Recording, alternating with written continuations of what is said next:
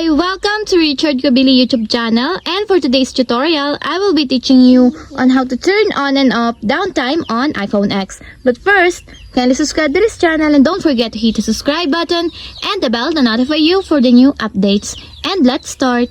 Using your iPhone X from your home screen, first go to Settings. Then in the Settings, scroll down and click the Screen Time. Then after that, in the screen time, scroll down again and find the downtime, then click. Then in the downtime, if you want to turn on the downtime, just click this part. And your downtime is now turned on. And if you want to turn off, just click again the turn on to turn it off. When the downtime is enabled, during downtime, only apps that you choose to allow in phone calls will be available.